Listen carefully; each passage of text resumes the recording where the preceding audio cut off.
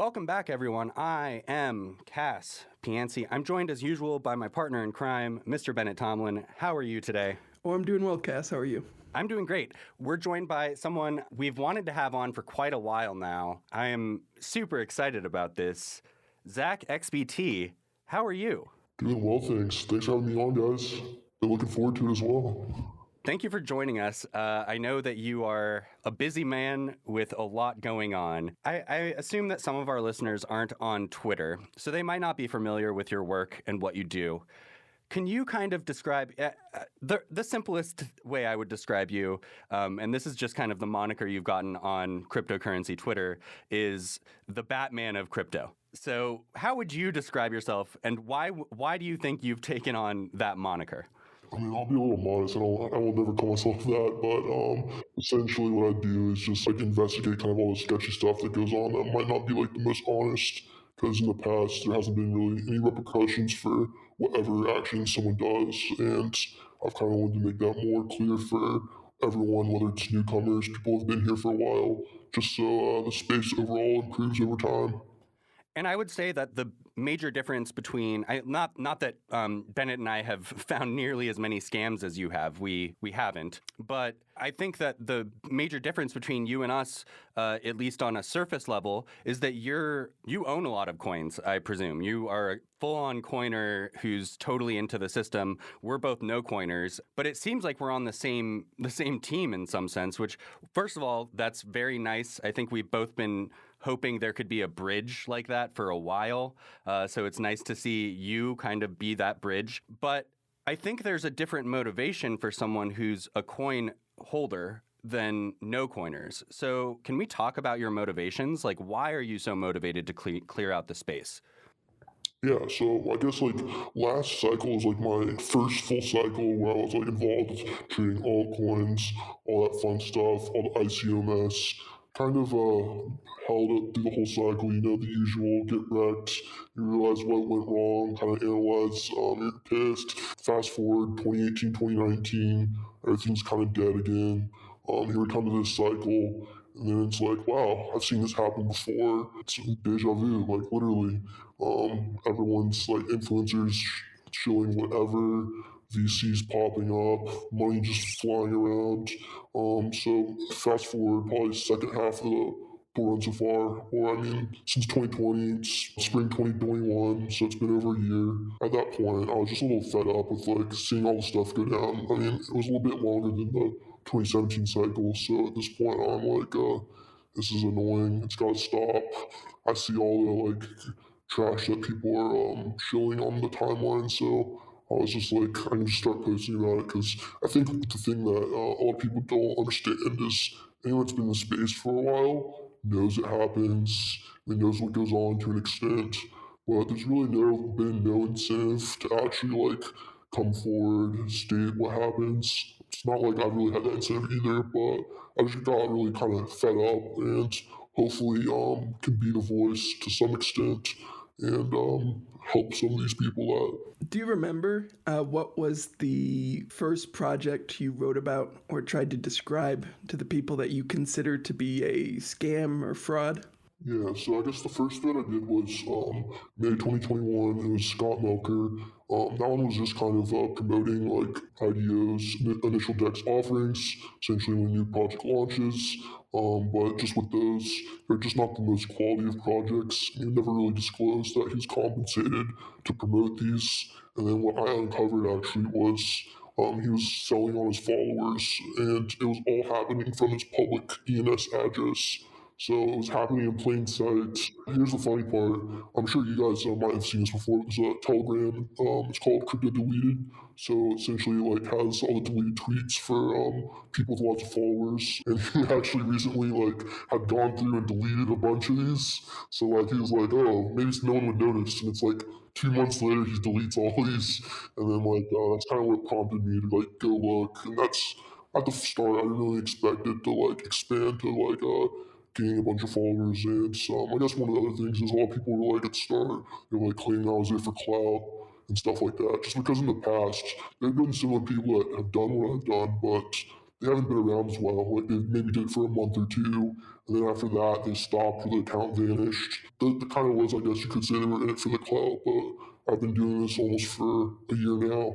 And besides, like recently opening up my donation address, there hasn't really been any type of compensation. That brings up a good point, I think. You've been doing this for a year without compensation, like you said.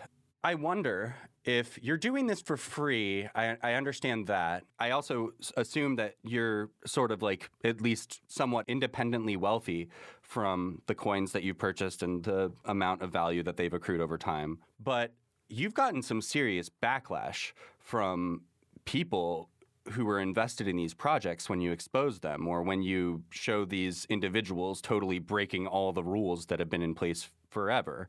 How does that affect you? Obviously, I can understand not in the best way, but like, I wonder if it makes it so that you don't want to do this as much anymore. I'd say to a point, yes, but I guess you just learn to kind of like silence the noise over time. You don't really like, I don't know, you develop thick skin. Just kind of a part. If you've been on the internet for a while, I mean, you kind of are just becoming into it, or you're sensitive. So, but I mean, I've always been the type where I mean, it sucks. I'm not gonna lie, like it. But at the end, I know I'm doing well, and one of the things I say, like when I say I've been compensated, one of the things that has happened is I've been introduced to people that have the same kind of interests aligned with mine, and they are the good people in the space that want to push forward and want to see change. And if I hadn't started producing like the type of research I have been doing, then I probably would not have met the same people. What impacts or changes do you hope come as a result of your work in the space? Yeah, that's a tough one. I mean, I've a couple people ask me that on Twitter, DMs all the time, and I guess there needs to be some balance. Obviously, everyone wants self-regulation to work, because in a perfect world, that is what happens. Everyone's like, F the government, stuff like that in crypto, but the reality is self-regulation has only worked when the person is already genuinely disliked. Because if you look at like people like BitBoy or Moon Carl, I mean, if you can post anything related to them that they've done that have been kind of sketchy, then you'll get tons of engagement. Versus if it's someone that people already like, or it kind of goes against their viewpoints because they're a bag holder or whatever, then it's kind of gains less traction, and people are saying stop the FUD and stuff like that. Yeah, it is kind of interesting how on crypto Twitter, two people who do like the exact same thing can end up treated so differently just because of the social dynamics and which ones are better liked among the crypto Twitter leaders. Yeah, definitely. And I think another thing is, at some point, it's inevitable. Like, I mean, clear self-regulation hasn't worked. I'd like it to. In a perfect world, it does, but the government's going to interfere, and we've already seen that. In some countries like Dubai, the UK, Spain, and a few others, I think, they've started to, like, enact laws to where they're going to start cracking down on people doing deceiving things in space, and same with scams. I mean, they say that, but I mean, they're still persecuting 2017 ICOs like BitConnect. So maybe in like 50 years old, only catch up. I don't know. Yeah, I think we share that frustration with you, where especially when it comes to the most flagrant frauds. You want to see some action from, like, if you're gonna believe in any government regulation, you're kind of like, okay, well then get the ones that are the really bad guys. And they're like, what about this random day trader who inside traded for $150,000? And you're like, are you joking right now? Like, what are you doing? Why are you wasting everyone's time? But it's interesting because it almost shows like the failure of self-regulation, which is obvious, but also the failure of government regulation at the same time. And it forces people like you who just eventually get so annoyed that you have to start like, I mean, in a sense, I'm sure you've had to burn bridges. I'm sure you've had to like ruin relationships with people because you're like, dude, I think you're a scammer, you know? Oh yeah, there's been countless people like just like don't want to associate with me anymore. I mean, I can't say at the start I wanted to, but I'd say like in general in an industry where everyone's close, you want to be as neutral as possible with everyone because you never know when you might do business with them or whatever, regardless of how you feel. So like burning those bridges has definitely like hurt to some extent. And then also just like the amount of projects or people have reached out for me to do business with solely based off my likeness and brand I built up. So like I've had to turn that down as well. That's been, I mean, it sucks, but I mean, I don't really want to ruin that. The perceived reputational risk for like advising any of these projects or like taking on any of these projects or shilling any of it even seems possibly far worse than not taking any of that risk at all. I know that you're accepting donations now, which we'll leave in the. This is going to be a first for us. We'll leave the coin address donations if anyone wants to donate to your wallets. But yeah, I guess this is like. Do you think it's going to be worth it for you? And do you think are you going to try to build a team around this? Like ultimately, do you see it as you want to fill a function in the marketplace, or is this just a hobby for you? I've always been kind of like see where it goes type thing, but I do think there's enough like people that have made it here and want like the space to succeed. That in the end, some of the people have also reached out. They want me to, at least for some extent, to grow this into something. So I think at some point there will be it will grow into something more to where it can be like you are rewarded, whether it be grants from DAOs or just people coming together. I think there's a couple different options there. Which expose are you most proud of, either because of the work it took or because of the impact it had? So I said, I think the first one, I guess, that I was really happy about and proud of the work I did was, I guess, Main Rock Capital. Essentially, it was like a VC fund that sprayed and prayed. They also incubated a lot of these cash grabs. They were the first one to do like the launch pad, I believe. It's called Polka Starter. They did a couple, like, they incubated a couple cash grabs as well. So essentially, what I did is I put two and two together. I kind of researched like what the projects were. Like they all have the same like awful tokenomics designs to where there's zero vesting. Majority of the token supply goes to VCs and influencers. They can start selling very early.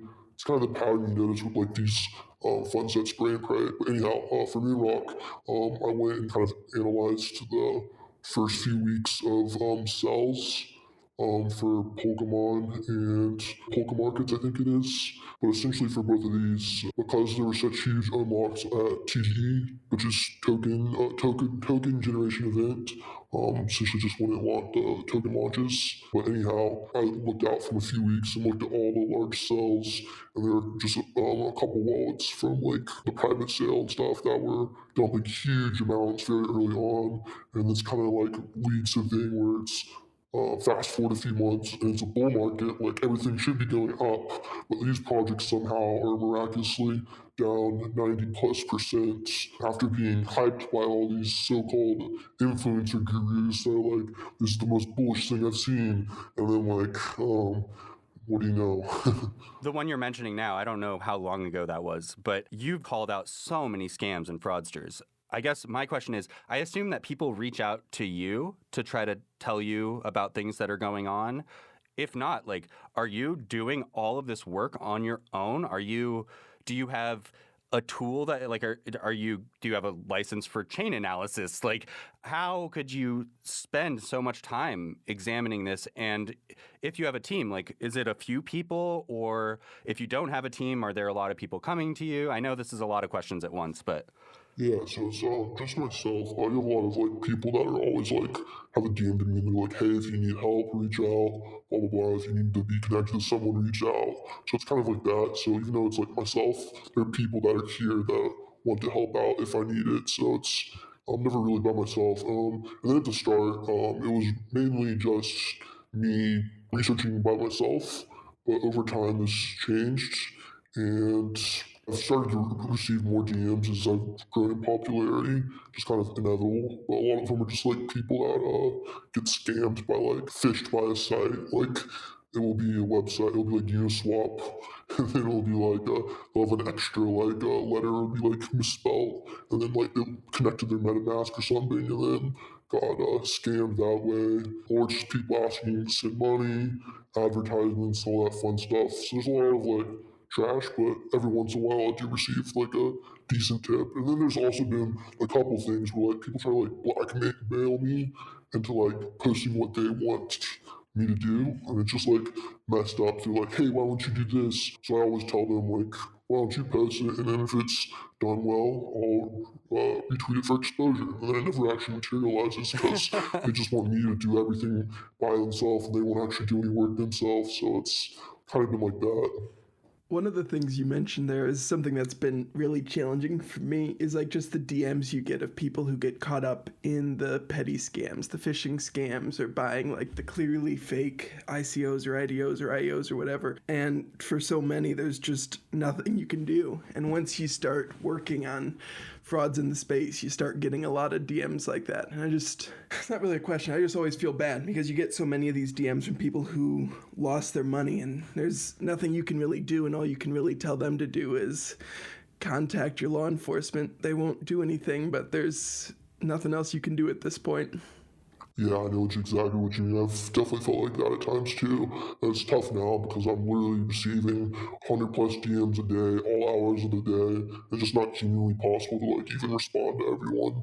I mean, everyone's like getting an intern and stuff, but like it's hard to find someone you can trust who wants like to do this and also for very little pay. As like I'm not making much off this. So it's just like a tough situation because I mean, at the end of the day, I don't really trust anyone else to be reading all my DMs because like I've kept everything as private unless they state otherwise. So it's like when you think of that, I don't know. It's only me for now, but I don't really trust anyone else to see my DMs.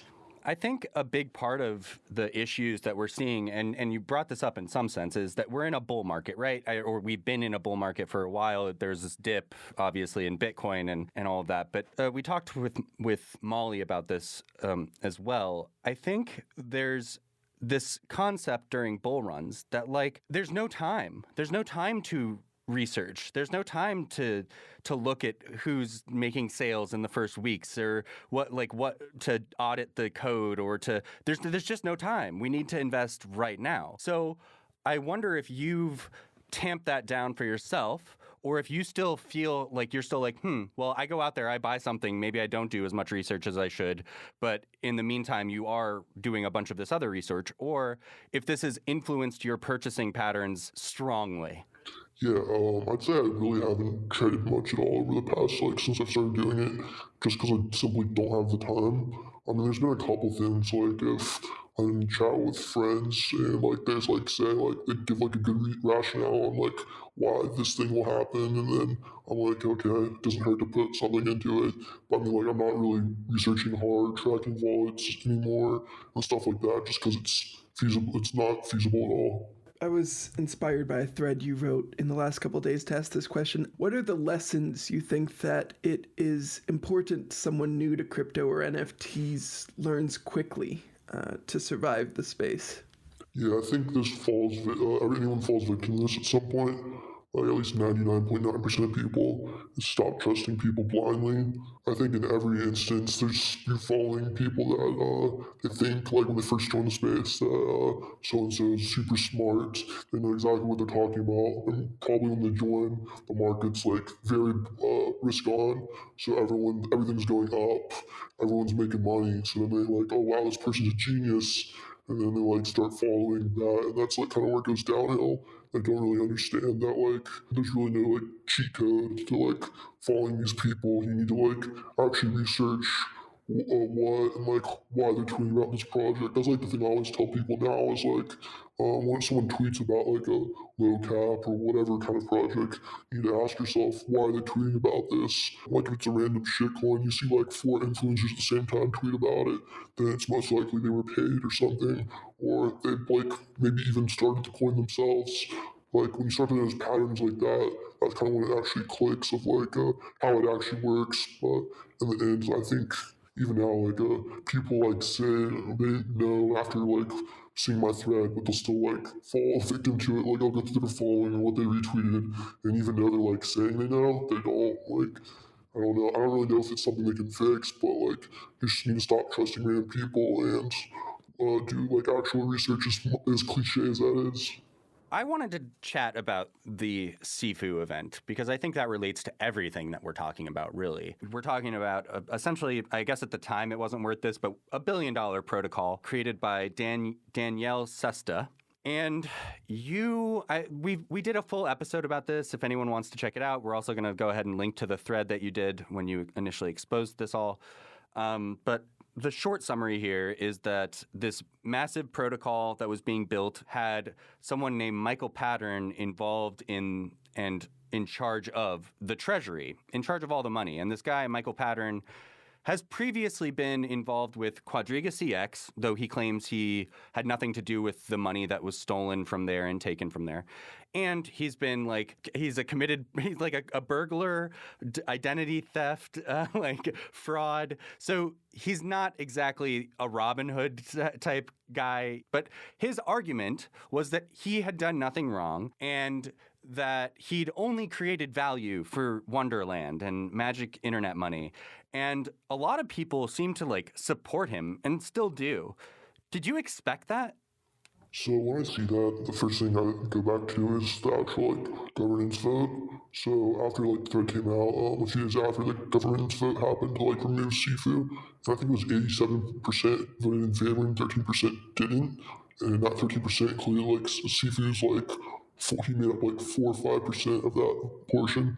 But I kind of always point back to that because governance does not lie. It was the clear majority voted to remove him, and I think the majority did want him out. Regardless of whatever value you can argue that he added, the facts do not lie that he had a background that was not really the most white hat, traditional, and I would not really, as an investor, want that to be the person leading my protocol, at least unknowingly. Perhaps to start, if that had been known, I don't even think he would have to dox himself, but hey, I have a criminal background or something, and I think maybe people might have been more receptive because at least you letting him know from the start. But I mean, it's not like Wonderland never had red flags from the start. I did a thread kind of early on in October, and it was kind of on the launch of Wonderland, and essentially for Wonderland, it was supposed to be a fair launch. And their whole motto was Frog Nation for the people, F the VCs. That was their kind of whole narrative that they were reinventing finance, DeFi 3.0, DeFi 3.0, all that kind of stuff. But with the launch, there essentially was a secret seed LP, a secret group of people that actually funded the project initially, and then a couple of these people also proceeded to snipe the supply, and then that's kind of what happened. And then after that, kind of all the ohm forks took off, did pretty well. But the key reoccurring theme that was kind of sketchy was Wonderland had a huge lack of documentation. I forget what the Twitter account was, but it's one of those it was Red Doc or another one, and they kind of just look at projects to see and they basically just to see what their documentation's like. They compare it relative to others and they give a score, and then Wonderland scored very poorly there. And another thing was Sifu was in charge of the treasury, but here's the sketchy part. You know how it's usually done from the multi-sig and everything like that. Sifu was executing a lot of these transactions from his EOA address, which is just his personal wallet, but he's doing a bunch of these large transactions from that. That's a huge risk, especially with his criminal background that people did not know. Regardless of his intentions, only he knows. He's dealing with millions of dollars on his personal EMS that belong to the Wonderland Treasury. That's a huge risk, and it was never made known to the public of why that was. And there was a bunch of flood threads, I guess you could say, popping up of Sifu stealing all this money, and he actually wasn't. I mean, he was executing transactions on behalf of the treasury, but it's not people could know because it wasn't documented anywhere. So of course they're thinking that. And then at the same time, I think there's no ever conclusion of what the exact payment process was for Wonderlands. So I messaged Danny and I'm like, how much are you guys getting paid? And there's some fun thread about you guys getting paid millions. And then it's they actually get paid 5% of all times of the circulating supply. Wait, he got paid 5% of the time circulating supply, you said? Yeah, the entire team does. And that wasn't documented at the start, but eventually was later on. Well, and then that brushes up against what happened a couple days before your reveal thread of Sifu being Michael Patrin / Omar Dahani, where both Sifu and Danny started to get liquidated on their leverage-wrapped memo positions when the price fell below the backing for time, and while they were both sending all their stablecoins to Bitfinex. So that's just striking that...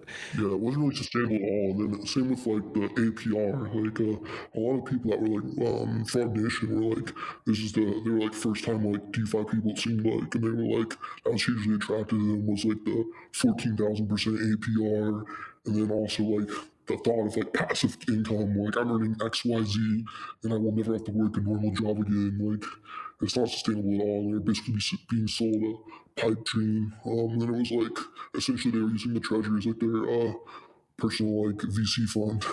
Obviously, all three of us, I think, have very different motivations than the people that we're talking about right now. And when you see something like this happen, as we all do, right? I mean, the space is rife with these. Like, you really just have to dip your toe in to find a ton of scams. It doesn't take long to find them. It's more about investigating them that takes a lot of time. But what do you think, like, Sesta is so revered in this space? For whatever reason, like what could possibly motivate someone who now has the reputation, the glowing reputation, to throw it into the wind and be like, you know what, let's hire Michael Patrin? What do you think is that motivation? What do you think is causing someone to kind of act out in that way? Is it just the bull run? Is it just make money fast, break things? Like when I reached out to Daniele for those that don't know. Before I revealed Sifu was like Michael Patrin. But when I did that, one of the things I did was like ask when they met, all that kind of jazz. So how he explained they met in, I believe it was summer 2021. Sifu was like an investor in Spell. However, Sifu kind of interacted was early in that, and he kind of like started bouncing ideas off Daniele of like what they should do, how that vision should be, all that type of stuff. I guess they kind of hit it off from there. Essentially decided to found Wonderland that September. I'm not sure exactly when they started working on it, but that's kind of the general gist of how they met. And then fast forward to January when I found out and confronted Daniele. He explained that like he didn't think anything was wrong with Sifu. He thought he changed, and it wasn't like that big of a deal. But I guess he was maybe kind of blinded in a sense. But even if you do believe that, which fine, I don't know what is going on in his head, right? None of us do, and this is like a speculative question in that sense. Like, fair enough. I'm not suggesting that he's like trying to screw everyone over, but I am wondering like. The solution there, right? If you're like, well, it seems like he's changed and I want to give him another chance and I like him and he's doing a good job. If that's genuinely how you feel, maybe you should share with the community who he is and that you feel that way, that you do feel like he's changed and that you want to give him another chance because you think he's doing a good job. But instead to choose to hide it, I guess that's where I'm like, what is that motivation? Why? That's why I didn't really want to wait to release it after I like confronted and Daniele admitted, just because the fact like I'm not gonna let you weasel your way out of this one after like you've had months and months and months to let people know. So it's like not my fault that you've kept this hidden and didn't think it was a big deal, when in reality it kind of is a big deal that investors should know and make an informed decision. Well, and it's striking for me because it's an example of a case where clearly this information was potentially harmful to the protocol and investors, right? Most of the price decrease happened before you did the expose, like from the all-time high of time, but it still did drop significantly when it was exposed that they trusted millions of dollars to a felon and known scammer. And so, like, it's striking for me that these protocols take what is in effect this, or that Danny in specific was taking like this pretty meaningful risk for his investors in the protocol as a whole by keeping it quiet and hoping he could keep it close to his chest. And it's not uncommon that you see things like that in crypto, where the stated ideology is transparency and revealing all this and trying to create a financial system where more of this information is public, more people can look into this, and because of that, we can trust it more. And then the projects that are claiming that are often doing the opposite, which has always been a disappointing part of interacting with crypto for me. I guess my question is just, do you have thoughts or beliefs on what it is important that DeFi projects do reveal and what it makes sense for them to keep more private, if anything? I think like the first thing about crypto is like it should all be on the blockchain. It should be out there so investors can make decisions. Like so many of these like cash grabby projects try to hide like who invested, what price, like the vesting of these projects. They also try and like deceive like the actual like tech they have and stuff like that. Like we all remember like Walton Chain, Dragon Chain. I don't know if you remember that one. Dragon Chain was like the one with the fake Disney partnership. So they always like try and like drive the hype that way and then use influencers or large YouTubers to create like false narratives that aren't really exactly true. So it's always like kind of creating too much hype. So I wish it was a little more realistic in that sense. I feel like we really need projects to start like being more transparent on the side of investors, like in what they're doing and like what measures you have in place to make sure people aren't getting dumped on. At least if they are getting dumped on, hopefully they can like be able to see that at the start. I think that kind of goes back to, have you guys seen Looks Rare? Oh, yeah. It's like the NFT marketplace that like a bunch of people from crypto Twitter invested in. There was kind of some pushback there because they didn't really publish the investors list. I actually posted that like very early on because I like checked the chain and stuff and you like saw the giant list, but they never really posted that. But they did, however, post about the tokenomics and like the emissions on them were huge just because they were paying out massive rewards. And like people eventually will come a few weeks, a month later, are upset because the token price is down a bunch, when in reality it was all there at the start.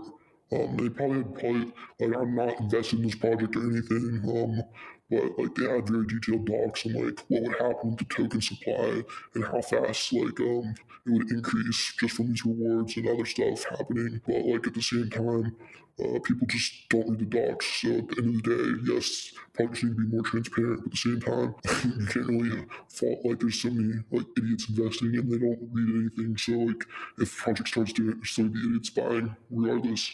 In the regard that, like you said, there's a lot of idiots in the space who will just invest in whatever horrible project exists. There's been a lot of talk lately about short sellers, not in cryptocurrency, but short sellers in traditional finance. A lot of them are kind of getting in trouble with the SEC right now. But I and I believe Bennett also, I see value in short selling. I don't do it anymore. And my brief stint doing it, while I didn't lose money doing it, it's incredibly risky and difficult. But I wonder how you feel about short selling. And I wonder how you feel about, like, you know that you're not seeing the kind of returns that you'd like from just exposing these scams. Do you ever think to yourself, like, maybe I should start a contrarian investment firm where we short sell bad projects? Or do you think that would take away your reputation?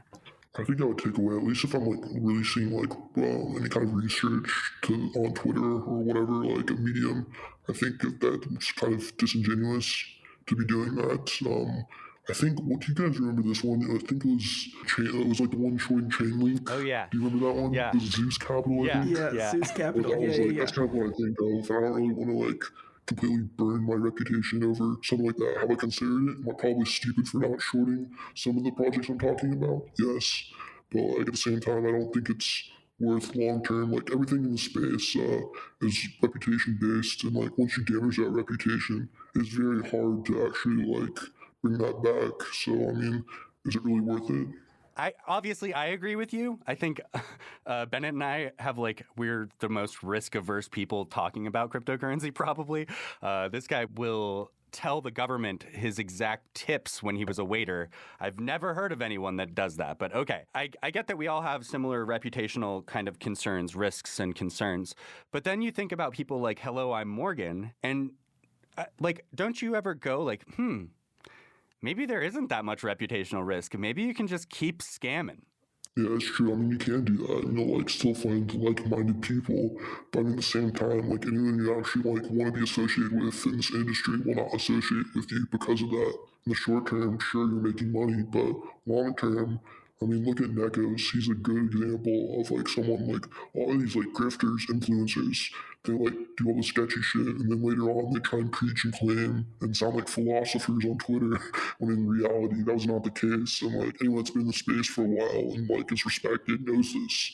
But no one actually like there's like they can't really change that just because of what they did in the past.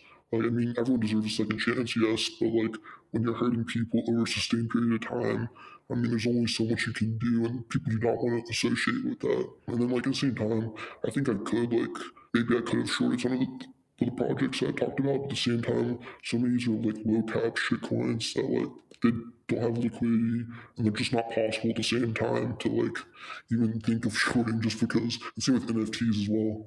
Yeah, I think that I'm glad that you're similar to us, where you're like, ooh, I'm not trying to screw up my reputation. But I think that's actually a really good point, which is like shorting in cryptocurrency is even more difficult than in traditional finance, which is already incredibly difficult. So the ones who can get away with it are lucky because, like you said, it's so easy to manipulate low cap stuff. Like if the market cap is low enough, if those coins are illiquid enough, anyone can move those markets in whatever direction they feel like. So I think that's a really, really good point. Yeah, so I think like the one way you could do it, like if I was or someone else was to start like a firm like that, where you could just short a bunch of these shit coins that are like listed on like Binance or somewhere like that. Like I have like a giant list of like shit coins and like their vesting schedule, when the unlocks are, and all that stuff. And you could definitely use that on like use it on like exchanges like Binance. So like the name that comes to mind, I don't know if you guys seen GCR? He's just like a huge FTX whale. He's like I think like top 10 for P&L all time.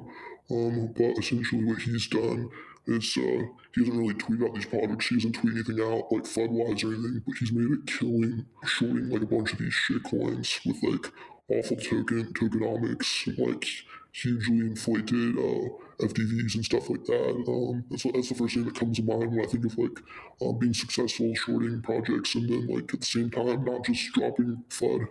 Good point. Yeah, not something neither Bennett and I are going to be doing that. But for anyone who is interested in, I think shorting is one of the few ways people still have to try to self-regulate. I think it's often like you're talking about. You can end up being on the wrong side of that, where you're fudding and you become the opposite of a bag holder, which is not what you want to be. So, but it is good for people to know that there is methods to attempt to short. I think a lot of no-coiners would suggest that having your Tether or your USDC on FTX or on Binance it'd be hard to argue that any of us would feel that safe. But I know that that's different. It's a very different ideology for anyone who's trading regularly. So I understood. Zach, so we talked about kind of the red flags that you think someone new to the space should be aware of. Are there any techniques or things that more advanced user, a crypto journeyman who's been around for a bit, who wants to better understand the actors, the connections in the space, are there any techniques they should try to learn? Definitely using like Etherscan like religiously, or whatever the block explorer is for wherever they're like trading shit coins or just anything. There's so much information there, and it's literally all free. It's the most underrated tool, team, whatever. Like I'll literally like show whatever about Etherscan just because like it's such a useful tool, and I don't think like so many people that are successful in space could survive without it, just because the fact it's helped track, be early to low caps, like see what whales are doing, everything in that nature. It's just very useful, and I think it's very underutilized, at least by newcomers or anyone else. Like there's so many times of something that something happens, and then like it comes out like a few months later, and then it's like, did people check the chain? And it was like right there in front of them the whole time. And it was just that easy. I remember that actually with your Sifu reveal, because Taylor of my crypto wallet was, when she went to look at it after you revealed it, she realized that she had flagged the Quadriga address on Etherscan years ago, and you could see the funds being moved from that wallet eventually funding one of Sifu's wallets. And so like the information was there on the chain the entire time, but because no one had really thought to look before then, it had just gone unnoticed. Yeah, for sure. I definitely remember that one. I think she actually shared that one with me as well. I kind of remember that. The only thing I think I'll add is I think at the time, It was like one of the major places that actually traded Ethereum. And even though it was like thousands and thousands of Ethereum, the Ethereum price was so low, it was only like 50 to 100K. So I guess in the grand scheme of things, you could have looked at that and then saw it was like a huge amount of Ethereum in retrospect, but like the price was so low back then, and there were so many like big transfers happening from Rodrigo that it's kind of like, yes, it was there, but I guess at the same time, it's like you couldn't, I guess, depend on that and make well-educated like research and like come to a conclusion based on that. I think. Definitely agree that it was not on its own damning, but I think that if more people had been doing what you do and looking on the chain, there would have been more people interested in querying it or asking about it, and it hopefully would have been brought up sooner at the very least. Yeah, and I think another tool that's underutilized, I guess, is this one's very basic. Twitter search. I mean, there's so much you can use with that, and it's just like, I guess this is more useful for newcomers, but this is like just searching someone's handle, username, whatever, and then also typing in like a key phrase like IDO, a certain ticker, some stuff like that. You can see like when like if people tweeted all of them at the same time, you'll notice it's right before the launch of a project. Like you can just like start to piece together like how stuff is related that way. So I think that's also something newcomers and then can use to kind of understand how it all works. Even sometimes you can like search an wallet address or something and realize that a couple of things you thought were distinct were actually the same entity. Oh yeah, definitely do that. And then same with EMS address, kind of see who it belongs to.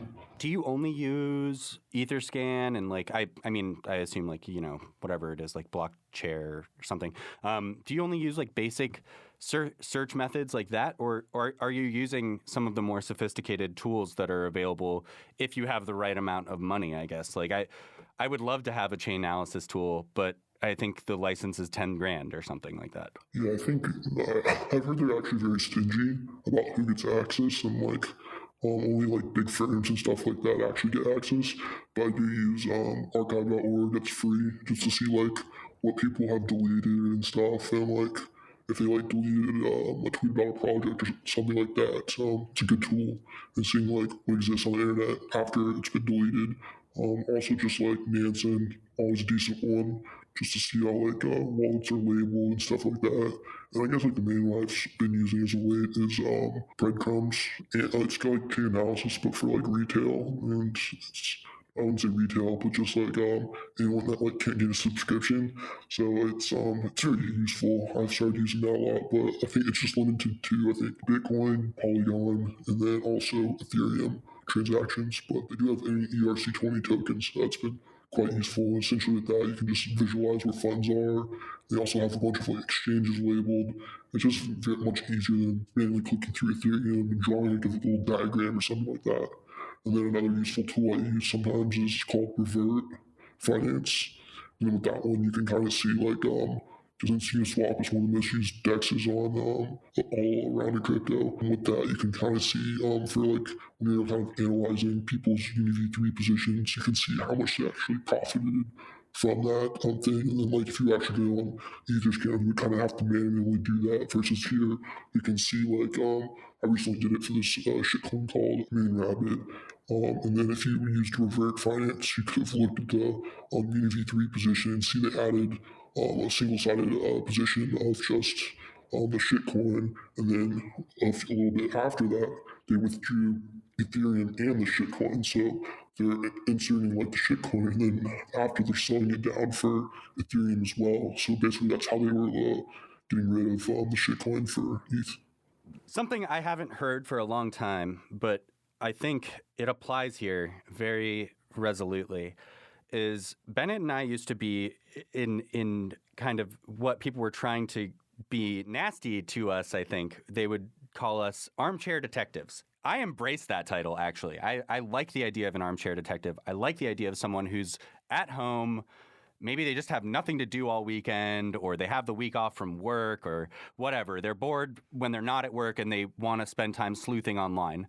I love that you're sharing some of these tools because I think actually armchair detectives can oftentimes expose more than journalists and other people who are worried about access, who are worried about dotting every I and crossing every T and making sure that, essentially no one even threatens them with a lawsuit. Armchair detectives can go in with these tools, report what they're seeing, and say, like, hey, this looks weird. Can someone else confirm this? And I think it's a super important thing that is going on right now. And I'm so glad you're doing it. I'm so glad you're sharing these tools with people. I think we've got all the recs you have for retail traders and all of that stuff. Is there a best way you think people could use their time if they do want to start investigating, if they do want to start being armchair detectives at home and maybe writing this stuff up in articles and stuff? What do you recommend for getting your foot in the door on that level? That's a good question. So I guess let's say you don't want to be an armchair detective and you just want to trade.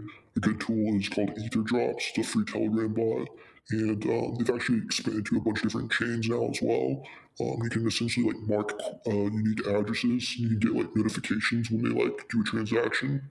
You can set some parameters there as well. So it's kind of cool if you track a wallet. Let's say it has a really good win rate or whatever, and they you can copy trade that and kind of make cool money that way. And it's also good for sketchy wallets. Let's say you're following a hack address. Let's say the wormhole exploits, for example. Perhaps we see in a month it's been dormant for a few months, maybe years. But whenever they move it, you get that notification to your address. So that's I guess one way people can start doing stuff is just labeling addresses they find interesting, starting to classify things in certain areas and try and make sense of all of it is the best way, trial and error. Because I don't really want to say there's one strategy that fits at all. And do you have any closing thoughts you want to leave our audience with before we wrap this episode up? I guess just do your own research. Well, with that beautiful cliche, I guess that wraps this episode up. Zach, it has really been a pleasure to have you on here. I hope we get to have you on again someday soon, that the next time you expose some crazy fraud tomorrow, we get to have you on again. So I really appreciate it. And thank you for talking to us. I know there's a lot of coiners out there who just fucking hate us. So it's nice. It's nice that you're not one of them. And thank you. Oh yeah, thanks again for having me, guys. Did you enjoy that episode? Or did you not enjoy that episode? If you didn't, just leave. Get out. Leave. If you did enjoy that episode, leave a rating and review, a positive one. Otherwise, if all the people who hated it stick around, you can see, you could call this market manipulation, I guess, but we're not here to talk about that. We're here to talk about leaving a rating or a review.